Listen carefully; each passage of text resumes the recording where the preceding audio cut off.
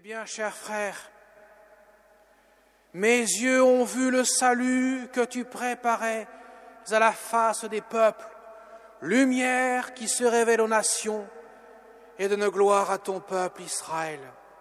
Proclame Siméon lorsqu'il tient l'enfant Jésus dans ses bras, en ce jour où Marie et Joseph, avec l'enfant Jésus, vinrent au temple pour se conformer à la loi que Dieu a donnée à Moïse. Alors mes chers amis, cette fête de la présentation de Jésus au temple vient de ce qui s'est passé il y a plus de 2000 ans, environ 2000 ans avant 1200 ans avant Jésus-Christ, lorsque Moïse a fait sortir, bien sûr par la force de l'Esprit Saint, la force de Dieu, le peuple d'Israël de l'Égypte.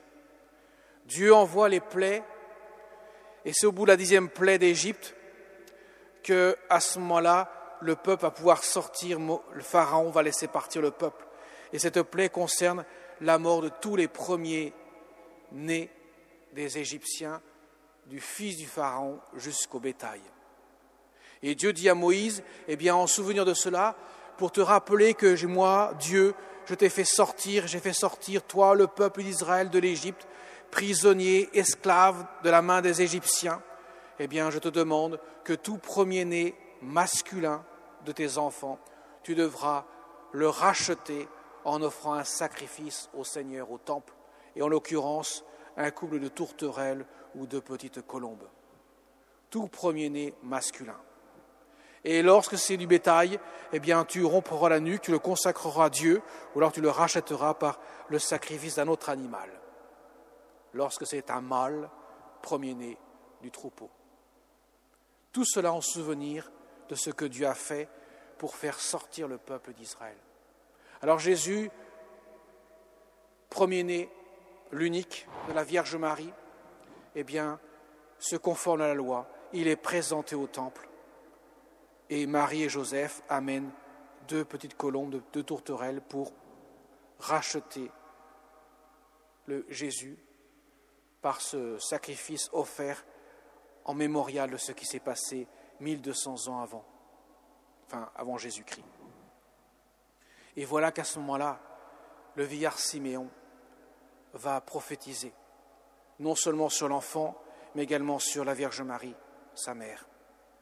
Et là, il dit, toi, Jésus, tu es la lumière qui se révèle aux nations et donne gloire à ton peuple Israël.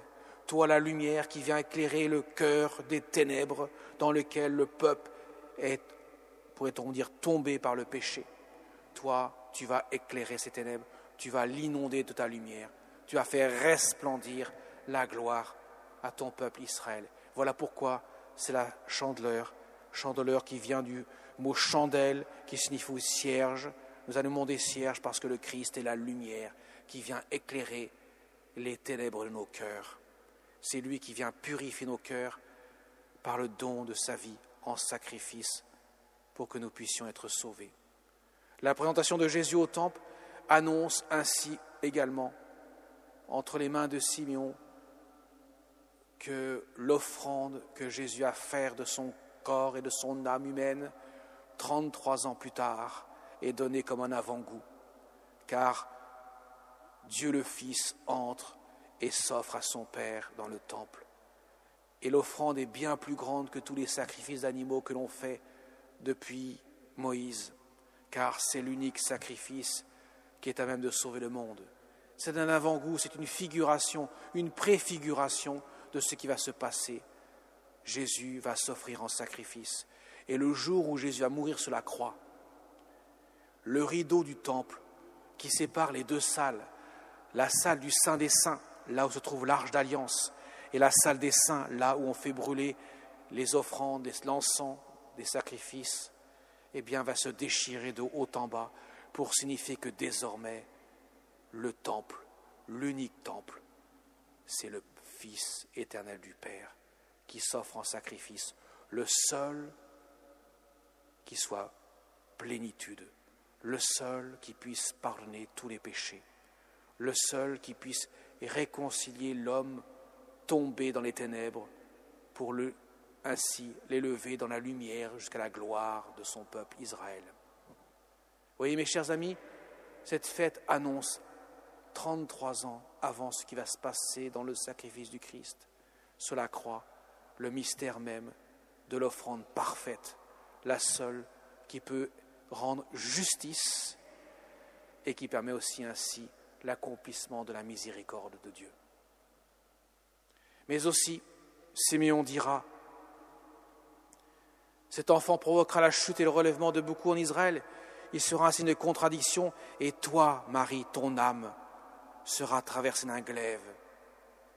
Ton âme sera traversée d'un glaive. Et lorsque Jésus, une fois mort sur le bois de la croix, quelques instants après sa mort, le soldat de son glaive va transpercer le cœur de Jésus, d'où sortira l'eau du baptême en quelque sorte, et le sang du sacrifice. Et au même instant, Marie sera traversée par un glaive de douleur. Son cœur est profondément uni à Jésus. Et Simeon ajoute, ainsi seront dévoilées les pensées qui viennent du cœur d'un grand nombre.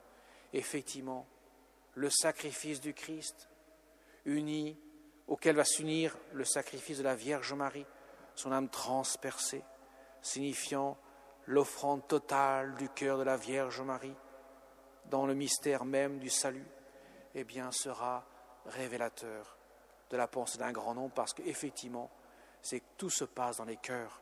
C'est là que Dieu vient transformer nos cœurs pour lui faire connaître à nos cœurs sa miséricorde, auquel nous sommes invités à y répondre. Voilà pourquoi les pensées secrètes seront dévoilées, car on ne peut pas être neutre devant le mystère de la croix, le mystère du sacrifice du Christ.